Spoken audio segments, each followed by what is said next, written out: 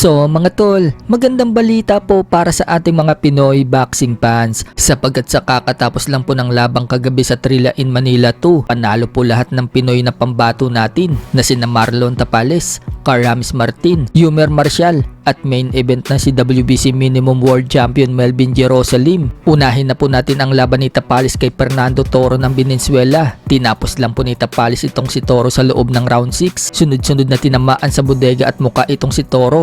Late reaction ng lumuhod ito at hindi na nagawang bumangon pa sa bilang ng referee. Kaya nakuha ni Tapales ang panalo via knockout sa round 6. Dahil sa panalo ni Tapales mga tol, umabante na po ang record niya sa 41 wins and 4 losses with 22 knockouts, habang bumagsak naman po ang record ni Toro sa 11 wins and 3 losses with 9 knockouts. Sa laban naman ni Karamis Martin, umabot ng desisyon ang laban nila ni Aran Dipain ng Thailand. Nakuha po ni Martin ang panalo via unanimous decision, pero parehas po silang nabilangan ng referee mga tol. Si Martin nabilangan sa round 3 habang nabilangan din itong si Dipain sa round 9. Pero sa huli mga tol, mas lumamang po sa score si Martin, kaya nakuha niya ang panalo sa tatlong mga hurado. Dahil sa panalo ni Martin mga tol, nananatili pa rin po siyang walang talo.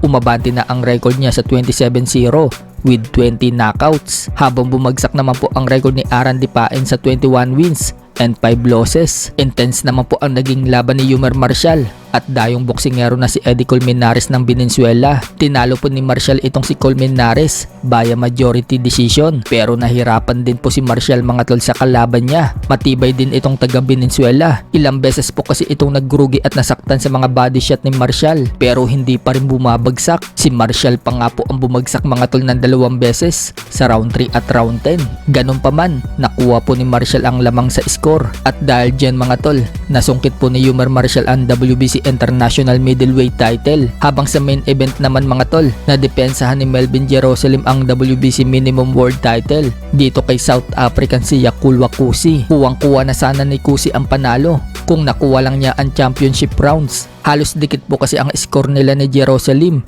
bago dumating ang championship round, pero kinuha po ni Jerusalem ang round na yan, kaya lumamang sa score itong si Jerusalem. Napaka-importante po kasi sa boxing ang championship round. Buti na lang hindi nagpabaya si Jerusalem. Laking panghihinayang naman po ni Kusi mga tol, dahil hindi niya na-upset ang Pinoy champion natin. Maging ang coach ni Kusi, makikita sa mukha nito ang panghihinayang dahil sa panalo ni Jerusalem mga tol. Umabante na po ang record niya sa 25 wins and 3 losses with 12 knockouts, habang bumagsak naman po ang record ni Kusi sa 9 wins, 3 losses and 1 draw with 4 knockouts.